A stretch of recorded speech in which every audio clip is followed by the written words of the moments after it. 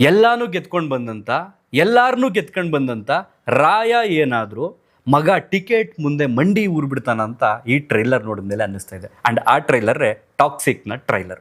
ಎಲ್ರಿಗೂ ನಮಸ್ಕಾರ. ನಮ್ಮ ನ್ಯೂಸ್ ಅಲರ್ಟ್ ಯೂಟ್ಯೂಬ್ ಚಾನಲ್ಗೆ ನಿಮಗೆ ಸ್ವಾಗತ. ನಾನು ಚಂದನ್. ರಾಕಿಂಗ್ ಸ್ಟಾರ್ ಯಶ್ ಅವರು ಮುಖ್ಯ ಭೂಮಿಕೆಯಲ್ಲಿ ಅಭಿನಯಿಸಿರ್ತಕ್ಕಂಥ, ಗೀತು ಮೋಹನ್ ದಾಸ್ ಅವರು ಡೈರೆಕ್ಷನ್ ಮಾಡಿರ್ತಕ್ಕಂಥ, KVN ಪ್ರೊಡಕ್ಷನ್ ಸಂಸ್ಥೆ ನಿರ್ಮಾಣ ಮಾಡಿರ್ತಕ್ಕಂಥ, ತಮಿಳು ಹಾಗೇನೆ ಬಾಲಿವುಡ್ನ ಸಾಕಷ್ಟು ತಾರೆಯರು ಅಭಿನಯಿಸಿರ್ತಕ್ಕಂಥ ಟಾಕ್ಸಿಕ್ ಸಿನಿಮಾದ ಟ್ರೈಲರ್ ಸಂಜೆ 7 ಗಂಟೆ 1 ನಿಮಿಷದಲ್ಲಿ ಬಿಡುಗಡೆ ಆಗಿದೆ. ನಮ್ಮ ಬೆಂಗಳೂರಿನ AMB ಮಾಲ್ನಲ್ಲಿ ಈ ಒಂದು ಟ್ರೈಲರ್ ರಿಲೀಸ್ ಇವೆಂಟ್ ಕೂಡ ನಡೀತಾ ಇದೆ. ಬಹುತೇಕ ಚಿತ್ರತಂಡದವರು ಈ ಒಂದು ಇವೆಂಟ್ನಲ್ಲಿ ಭಾಗಿಯಾಗಿದ್ದರು. ಅಲ್ಲಿ ಟ್ರೈಲರ್ ಪ್ರಸಾರ ಆಗೋದಕ್ಕೂ ಮೊದಲೇ ಒಂದು 10 ನಿಮಿಷಗಳ ಮುಂಚೆ ಯೂಟ್ಯೂಬ್ಗಳಲ್ಲಿ ಆಲ್ರೆಡಿ ಟ್ರೈಲರ್ ಧೂಳೆಬ್ಬಿಸ್ತಾ ಇದೆ.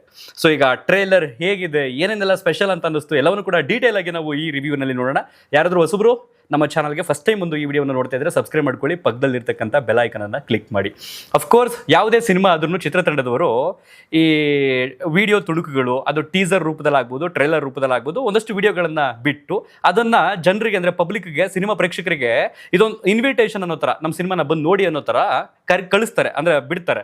ಬಟ್ ಈ ಸಿನಿಮಾದ ಬಹುತೇಕ ವಿಡಿಯೋಗಳು ಯಾವ ರೀತಿ ಇತ್ತು ಅಂತಂದರೆ, ದೊಡ್ಡವರು ಮಾಡಿರ್ತಕ್ಕಂಥ ಕತೆ, ಅದ್ರ ಮೇಲೆ ನಿಮ್ಮ ಜವಾಬ್ದಾರಿ ಬಂದು ನೋಡುವಂಥದ್ದು. ಅಂದರೆ ಎಷ್ಟೋ ಫ್ಯಾಮಿಲಿ ಆಡಿಯನ್ಸ್ನ ನೀವು ಬರ್ತೀರಾ ಬಿಡ್ತೀರಾ ನಿಮಗೆ ಬಿಟ್ಟಿದ್ದು, ಬಟ್ ನಿಮ್ಮ ಜವಾಬ್ದಾರಿ, ನಿಮ್ಮ ರಿಸ್ಕ್ ಅನ್ನೋ ಥರ ಸಾಕಷ್ಟು ವಿಡಿಯೋಗಳು ಔಟ್ ಆಯಿತು. ಬಟ್ ಈ ಟ್ರೈಲರ್ ಐತಲ್ಲ, ಈ ಟ್ರೈಲರ್ ನೋಡಿದ್ಮೇಲೆ ಬಹುಶಃ ಅವ್ರಿಗೂ ಕೂಡ ಮನಸ್ಸು ಚೇಂಜ್ ಆಗ್ಬೋದು, ಒಂದ್ಸಲ ನೋಡಿಬಿಡೋಣ ಅಂತ ಅನಿಸ್ಬೋದು, ಫ್ಯಾಮಿಲಿ ಆಡಿಯನ್ಸ್ಗೂ ಕೂಡ. ಆ ರೀತಿ ಇದೆ ಟ್ರೈಲರು. ಹೆಚ್ಚು ಕಡಿಮೆ 4.5 ನಿಮಿಷ ಇದೆ ಈ ಟ್ರೈಲರು. ಸೊ ಅದನ್ನು ಡೀಟೇಲ್ ಆಗಿ ಹೇಳ್ಕೊಂಡು ಹೋಗೋದಾದ್ರೆ, ನಮ್ಗೆ ಆಲ್ರೆಡಿ 2 ವಿಡಿಯೋಗಳಲ್ಲಿ ಗೊತ್ತು. ಒಂದು ವಿಡಿಯೋದಲ್ಲಿ ರಾಯ ಆ ಸರ್ಕಸಲ್ಲಿರ್ತಕ್ಕಂಥ Nadia means KR Advani character. ಅದಾದ ನಂತರ ಈ ಕಡೆ ರಾಯ ಬಂದು ಮತ್ತೆ ಗ್ಯಾಂಗ್ಸ್ಟರ್ ಥರ ಬಂದು, ಇಲ್ಲಿ ಮಾನ್ಸ್ಟರ್ ಥರ ಬಂದು ಗ್ಯಾಂಗ್ಸ್ಟರ್ಸ್ಗಳನ್ನ ಹೊಡೆದಾಕುವಂಥದ್ದು, ನಯನತಾರ ಅವರು ಇನ್ನೊಂದು ಮೋಟರ್ ಸೈಕಲ್ನಲ್ಲಿ ಬರ್ತಕ್ಕಂಥದ್ದು, ಸಾಕಷ್ಟು ದೃಶ್ಯಗಳನ್ನು ಗಮನಿಸಿದ್ದು. ಅದರಲ್ಲಿ ನೋಡಿದಾಗ ಏನನ್ನಿಸ್ತು ಅಂತಂದರೆ, ಇದು ಕಂಪ್ಲೀಟ್ ಆಗಿ ಒಂದು ಡಾರ್ಕ್ ವರ್ಲ್ಡ್ಗೆ, ಅಂದರೆ ಒಂದು ದೊಡ್ಡ ಅಂಡರ್ ವರ್ಲ್ಡ್ಗೆ ರಾಯ ಬರ್ತಾ ಇದ್ದಾನೆ, ಬಂದಿಲ್ಲಿ ಏನೋ ಮಾಡ್ತಾನೆ. ಬಹುಶಃ ಅವನು ಅಧಿಕಾರವನ್ನು ಅನುಭವಿಸಿ ಬರ್ತಾ ಇದ್ದಾನೆ ಬೇರೆ ಎಲ್ಲಾದರೂ ಒಂದು ಕಡೆ ಈ ಒಂದು ಸಿಟಿಗೆ, ಅಥವಾ ಹೊಸದಾಗಿ ಇಲ್ಲಿ ಅಧಿಕಾರವನ್ನು ಪಡ್ಕೋಬೇಕು ಅಂತ ಬರ್ತಾ ಇದ್ದಾನೆ. ಸೊ ಗೊತ್ತಿಲ್ಲ, ಅದನ್ನು ನಾವು ಚಿತ್ರದಲ್ಲಿ ನೋಡಬೇಕಾಗುತ್ತೆ ಅನ್ನೋಂಥ ಒಂದು ನಿರೀಕ್ಷೆ ಇತ್ತು, ಒಂದು ಕ್ಯೂರಿಯಾಸಿಟಿಯನ್ನು ಬಿಲ್ಡ್ ಮಾಡಿದರು. ಬಟ್ ಇವತ್ತು ಬಿಟ್ಟಿರ್ತಕ್ಕಂಥ ಈ ಒಂದು ಟ್ರೈಲರ್ನಲ್ಲಿ ಸಾಕಷ್ಟು ವಿಚಾರಗಳು ಹೊರಗಡೆ ಬಂದಿದೆ. ಅದನ್ನು ನಾವು ಡೀಟೇಲ್ ಆಗಿ ಹೇಳ್ಕೊಂಡು ಹೋಗಬೇಕು ಅಂತಂದರೆ ಒಂದು ಮೂವಿ ಹೇಳ್ದಂಗೆ ಆಗುತ್ತೆ. ಬಟ್ ಸಾಧ್ಯವಾದಷ್ಟು ಬೇಗ ಸರಳವಾಗಿ ಅದನ್ನು ಹೇಳ್ಕೊಂಡು ಹೋಗ್ತೀನಿ. ಆಲ್ರೆಡಿ ಟಿಕೆಟ್ ಕ್ಯಾರೆಕ್ಟರ್ ರಿವೀಲ್ ಆಗಿತ್ತು. ಸೊ ಇದರಲ್ಲಿ ಡೆಫಿನೆಟ್ಲಿ ಗೊತ್ತಾಗುತ್ತೆ ಯಶ್ ಅವ್ರದಿಲ್ಲಿ ಡ್ಯೂಲ್ ಶೇಡ್ ಅಂತ, ಅಂದರೆ ಡ್ಯೂಲ್ ಕ್ಯಾರೆಕ್ಟರ್ ಇಲ್ಲಿ, ಒಂದು ರಾಯ ಆದರೆ ಮತ್ತೊಂದು ಟಾಕ್ಸಿಕ್. ಸೊ ರಾಯಿಂಗೆ ಈ ಕಡೆ ಸರ್ಕಸಲ್ಲಿ ಕೆಲಸ ಮಾಡ್ತಕ್ಕಂಥ ನಾದಿಯಾ ಮೇಲೆ ಲವ್ ಆಗಿ ಬಹುಶಃ ಅದು ಮದುವೆ ಆಗಿ ಅದಾದ ನಂತರ ಒಂದು ಮಗು ಆಗುತ್ತೆ. ಆ ಮಗು ಮತ್ತೆ ರಾಯ ಇಬ್ಬರು ಮುಖಾಮುಖಿಯ ಕೂತ್ಕೊಂಡು, ಒಂದು ಮಳೆ ಸುರಿತಾ ಇರುತ್ತೆ, ಒಂದು ಕತ್ತಲೆಯ ವಾತಾವರಣ, ಅದರಲ್ಲೇ ಓಪನಿಂಗ್ ಸೀನು. ಸೊ ಆ ಮಗು ಅಳ್ತಾ ಇರುತ್ತೆ, ಏನನ್ನೋ ಬೇಡ್ತಾ ಇರುತ್ತೆ ಅವ್ರ ಅಪ್ಪನ. ಅಲ್ಲಿ ಇನ್ನು ಅಪ್ಪ ಅಂತ ಅನ್ಕೋಬೇಕು ಅಷ್ಟೇ ನಾವು, ಟ್ವಿಸ್ಟ್ ಇನ್ನೇನಿದೆಯೋ ಗೊತ್ತಿಲ್ಲ. ಸೊ ಅದಾದ ನಂತರ ಇವರು ಶೂಟ್ ಮಾಡೋದಕ್ಕೆ ಹಿಂಗೆ ಗನ್ನೆ ಎತ್ತೋ ಟೈಮ್ನಲ್ಲಿ ಇನ್ನೊಂದು ಯಾವುದೋ ಬೇರೆ ಸೀನ್ಗೆ ಬರುತ್ತೆ, ಬೇರೆ ಸಿಕ್ಕೆಲ್ಲ ಬಂದ್ಬಿಡ್ತೀವಿ.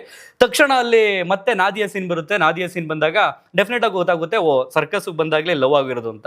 ಸೊ ಇವರು ಆಕೆನ ಅಪ್ರೋಚ್ ಮಾಡುವಂಥದ್ದು, ಅಂದಾನ ಏನು ಮಾಡ್ಕೊಂಡ್ಬಿಟ್ಟಿದೆ, ಅದು ವೆಪನ್ ಮಾಡ್ಕೊಂಡ್ಬಿಟ್ಟಿದೆಯಾ ಏನೋ ಅಂತ, ಆಯುಧ ಮಾಡ್ಕೊಂಡ್ಬಿಟ್ರೆ ಹೆಂಗೆ ಕಂದ, ಎಷ್ಟು ನಿನ್ನ ರೇಟ್ ಅಂದಾಗ ಆಕೆ ಕ್ಯಾಕ್ರಸ್ ತೂ ಅಂತ ಉಗಿಯುವಂಥ ಒಂದು ಸೀನು. ಅದಾದ ನಂತರ ಇಬ್ಬರಿಗೂ ಲವ್ ಆಗೋಗುತ್ತೆ, ಮಕ್ಕಳಾಗೋಗುತ್ತೆ, ಏನಾಗುತ್ತೋ ಗೊತ್ತಿಲ್ಲ, ರಪ್ ಅಂತ ಇನ್ನೊಂದು ಸೀಕ್ವೆಲ್ ಬರ್ತೀವಿ. ಸೊ ಅಲ್ಲಿ ಆ ಹುಡುಗ, ಆ ಮಗು, ಪುಟ್ಟ ಮಗು ಅಳ್ತಾ ಇರುತ್ತೆ. ಈ ಕಡೆ ನಾನು ಎಷ್ಟೇ ಇದು ಮಾಡಿದ್ರು ಅವ್ರು ನಾನು ಇಷ್ಟಪಡಲ್ಲ ಅಂತ ಅಳುವಂಥ ಸೀನ್ ಅದು. ಅದಾದ ನಂತರ ರಾಯಿಂದು ಬೇರೆ ಸೀಕ್ವೆಲ್ ಬರುತ್ತೆ. ಅವ್ನಿಗೆ ಯಾವ ಬಂಧಗಳನ್ನೂ ಅಂಟಿಸ್ಕೊಳ್ಳಲ್ಲ, ಅಂದರೆ ಅವನಿಂದ ಬೇರೆ ಬೇರೆ ಹುಡುಗಿಯರು ಲವ್ ಮಾಡೋದಕ್ಕೆ ಅಂತ ಮೇಲ್ಬಿದ್ದು ಬರ್ತಾ ಇದ್ರು ಕೂಡ ಆ ಒಂದು ಸೀನ್ನಲ್ಲಿ ಅವನು ಯಾವ ಬಂಧನಗಳನ್ನು, ಅಂದರೆ ಸಂಬಂಧಗಳನ್ನ, ಯಾವ ಬಂಧವನ್ನು ಕೂಡ ಇಟ್ಕೊಳ್ಳದೆ ಒಂದೊಂಥರ ಸ್ವತಂತ್ರವಾಗಿರಬೇಕು ಅಂತ ಬಯಸುವಂಥ ಕ್ಯಾರೆಕ್ಟರ್ ರಾಯಿಂದ ಆಗಿರುತ್ತೆ. ಈ ಕಡೆ ನಯನತಾರ ಅವ್ರು ಬಂದು, ನನಗೊಂದು ಆಸೆ ಇದೆ ರಾಯ, ನೀನು ಈ ಸಿಟಿನ ಸಂಪೂರ್ಣ ವಶಪಡಿಸ್ಕೋಬೇಕು, ಸಂಪೂರ್ಣವಾಗಿ ನೀನು ಆಳಬೇಕು ಅಂತ ಒಂದು ಡೈಲಾಗ್ ಬರುತ್ತೆ. ಆದರೆ ನಾವು ಈ ಹಿಂದೆ ಒಂದು ಸೀನ್ ನೋಡಿದ್ವಲ್ಲ, ಕಾರಲ್ಲಿ ಬರುವಂಥ ಸೀನು, ಅಲ್ಲಿ ಅಂತ್ಯ ಸಂಸ್ಕಾರ ನಡೀತಾ ಇರುತ್ತೆ ಆ ಒಂದು ಸ್ಮಶಾನದಲ್ಲಿ. ಅಲ್ಲಿಗೆ ರಾಯ ಬರ್ತಾನೆ, ಬಂದು ಗನ್ ತೊಗೊಂಡು ಬಂದು ಅಲ್ಲಿ ಇರ್ತಕ್ಕಂಥದ್ದನ್ನೆಲ್ಲ ಬ್ಲಾಸ್ಟ್ ಮಾಡ್ತಾನೆ. ಸೊ ಆ ಸೀನ್ನಲ್ಲಿ ರಾಯ ತಗ್ಲಾಕೋಬಿಟ್ಟವನೇ ಅನ್ನುವಂಥದ್ದು ರಿವೀಲ್ ಆಗೋಯ್ತು ಈ ಟ್ರೈಲರ್ನಲ್ಲಿ. ಸೊ ಅವನನ್ನು ಕಾಪಾಡೋದಕ್ಕೆ ನಯನತಾರ ಬರ್ತಾರ ಏನು ಅನ್ನೋದು ಒಂದು ಕ್ಯೂರಿಯಾಸಿಟಿ ಇದೆ ಈ ಒಂದು ಸೀನ್ನಲ್ಲಿ. ಈಗ ಟ್ವಿಸ್ಟ್ ಮೇಲೆ ಟ್ವಿಸ್ಟು ಜಾಸ್ತಿ ಆಗ್ತಾ ಇದೆ. ಸೊ ಅದಾದ ನಂತರ 4ನೇ ಸೀನ್ ಬಂದು ಟಿಕೆಟ್ ಎಂಟ್ರಿ ನನಗಂತೂ ಸ್ಕೇರಿ ಆಗಿದೆ ಗುರು.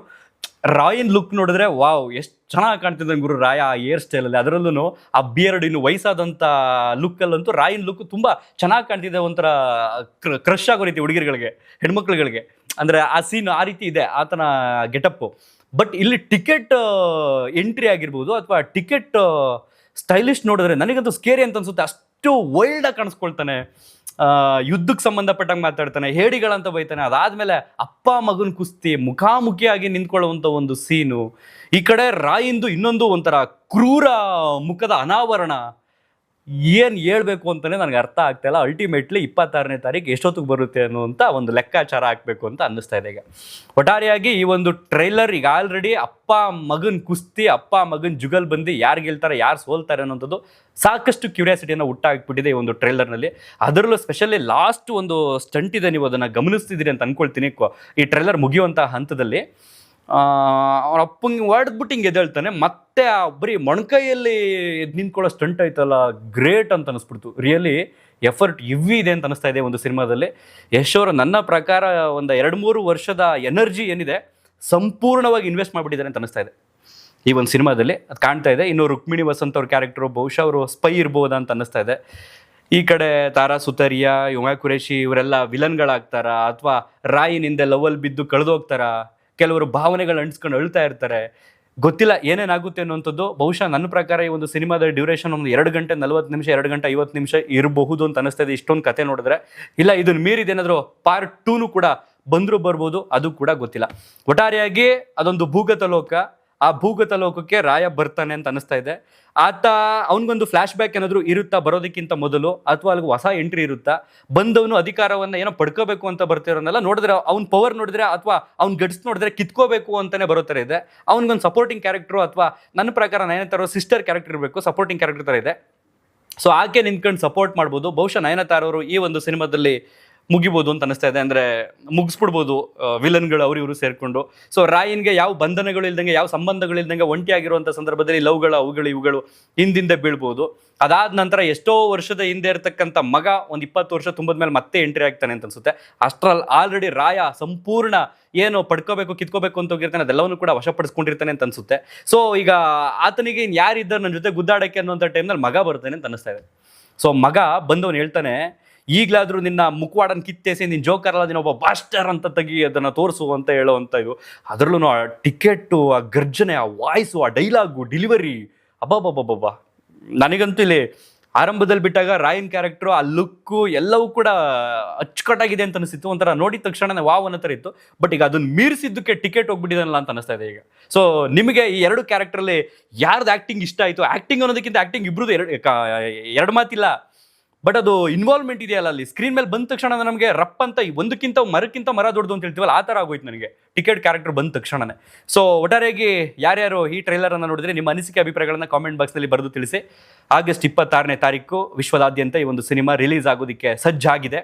ಆಲ್ರೆಡಿ 2 ಬಾರಿ ಪೋಸ್ಟ್ಪೋನ್ ಆಗೋಯ್ತು. ಸೊ ಈ 3ನೇ ಬಾರಿ ಅಂತಿಮವಾಗಿ ಬಿಡುಗಡೆಗೆ ನಿಂತಿದೆ. ಆಲ್ರೆಡಿ ಟ್ರೈಲರ್ ಬಿಡುಗಡೆ ಆಯಿತು ಅಂತಂದರೆ ಡೆಫಿನೆಟ್ಲಿ 26ನೇ ತಾರೀಕು ಈ ಒಂದು ಸಿನಿಮಾ ಭೂಮ್ ಅಂತ ಬ್ಲಾಸ್ಟ್ ಆಗೋದಲ್ಲಿ 2 ಮಾತು ಇಲ್ಲ ಅಂತ ಹೇಳ್ತಾ ಈ ರಿವ್ಯೂನಲ್ಲಿ ಎಂಡ್ ಮಾಡ್ತಾ ಇದ್ದೀನಿ. ನಿಮ್ಮ ಅನಿಸಿಕೆ ಅಭಿಪ್ರಾಯಗಳನ್ನು ಕಾಮೆಂಟ್ ಬಾಕ್ಸ್ನಲ್ಲಿ ಬರೆದು ತಿಳಿಸಿ. ಮತ್ತೊಂದು ವಿಡಿಯೋದಲ್ಲಿ ಸಿಗೋಣ. ಧನ್ಯವಾದ.